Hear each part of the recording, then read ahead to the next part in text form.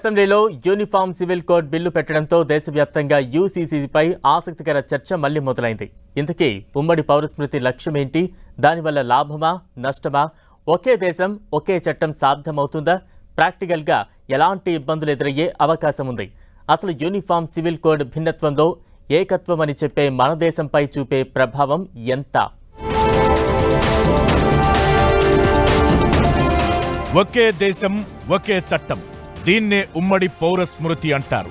మతపరమైన ఆచారాలు సంప్రదాయాలకు అతీతంగా భారత భూభాగం పరిధిలో ఉన్న పౌరులందరికీ ఒకే చట్టాన్ని వర్తింపజేయడమే యూనిఫామ్ సివిల్ కోడ్.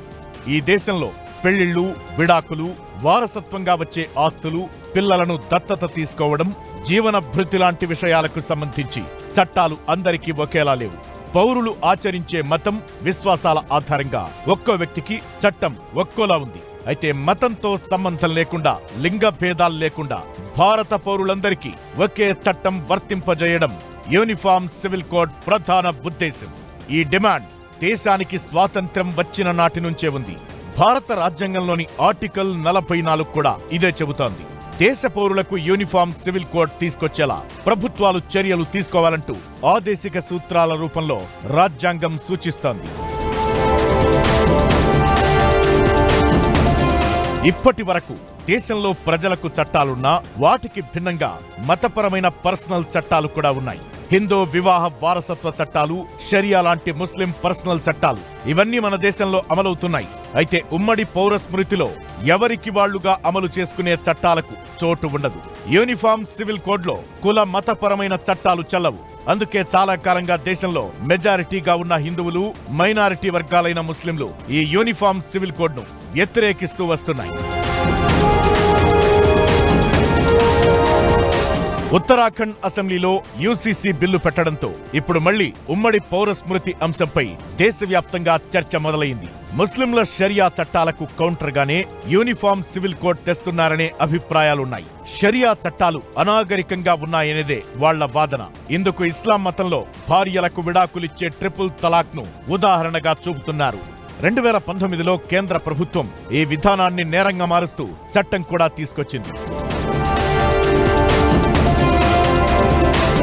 భారత రాజ్యాంగంలోని 25వ అధికరణంలోని కొన్ని అంశాలతో ఉమ్మడి పౌర స్మృతి విభేదిస్తుందనే వాదనలు ఉన్నాయి. పౌరులకు తమకు నచ్చిన మతాన్ని స్వీకరించేందుకు, అనుసరించేందుకు, ఆ మతాన్ని వ్యాప్తి చేసేందుకు ఆర్టికల్ 25 వీలు కల్పిస్తుంది. కానీ యూనిఫామ్ సివిల్ కోడ్ వల్ల మత స్వేచ్ఛ విషయంలో ఎలాంటి మార్పులు ఉండవు. అయితే భిన్న మతాలు, నమ్మకాలున్న భారత్ లాంటి అతిపెద్ద దేశాల్లో సివిల్ కోడ్స్ ద్వారా అందరినీ ఏకం చేయడమనేది చాలా కష్టమైన విషయమంటున్నారు.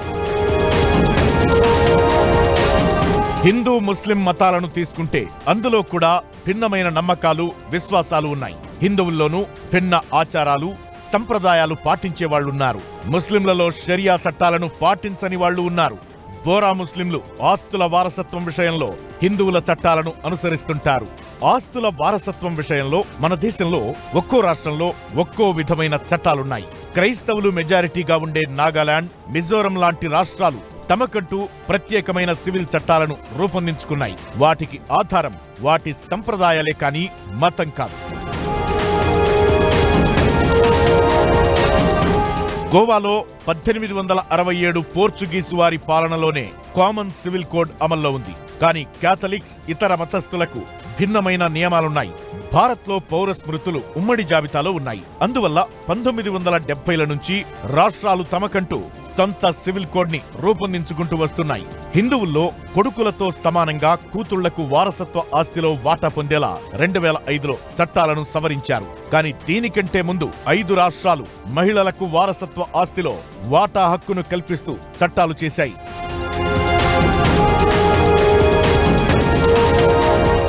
ఉమ్మడి పౌర స్మృతిలో కులం, మతం, వర్గం, స్త్రీ, పురుష లింగ భేదాలకు అతీతంగా దేశంలోని పౌరులందరికీ సమాన హోదా లభిస్తుంది. చట్ట ప్రకారం ఆడామగ ఇద్దరు సమానమేననే లింగ సమానత్వం కల్పిస్తుంది. క్రిమినల్, సివిల్ చట్టాలన్నీ అందరికీ సమానంగా అమలు చేసేలా యూనిఫామ్ సివిల్ కోడ్ ఉంటుంది. అంతేకాదు, ఇప్పుడున్న పర్సనల్ చట్టాలను సంస్కరించాల్సిన పని లేదు. బహుభార్యత్వం నేరమవుతుంది. అన్ని మతాల్లో చిన్న కుటుంబం తప్పనిసరి చేసే అవకాశం కలుగుతుంది. ఒకే దేశంగా అందరికీ ఒకే చట్టం అమలు చేయడం వల్ల జాతీయ భావం కలుగుతుంది. దేశ సమగ్రతను సాధించేందుకు వీలవుతుందని నిపుణులు చెబుతున్న మాట. యూనిఫామ్ సివిల్ కోడ్ అమలు వల్ల కొన్ని ప్రతికూలతలు ఉన్నాయనేది మరికొందరి వాదన. ఉమ్మడి పౌర స్మృతి మతంపై, సంస్కృతిపై దాడి అని ముస్లింలు సహా మిగతా మైనారిటీ వర్గాలకు దీనివల్ల ఇబ్బందులు తలెత్తుతాయంటున్నారు. అంతేకాకుండా మతం అనే వ్యక్తిగత అంశంలో ప్రభుత్వ జోక్యం ఏంటని వ్యతిరేకించేవారు ఉన్నారు. భారత రాజ్యాంగంలోని ఆర్టికల్ 25 ద్వారా సంక్రమించే మత స్వేచ్ఛకు ఇది అడ్డంకిగా మారుతుందని భావిస్తున్న వాళ్లు ఉన్నారు. ఇప్పటి వరకు ఉమ్మడి పౌర స్మృతి అంశంపై కోర్టులు కూడా స్పష్టమైన ఆదేశాలివ్వలేదు.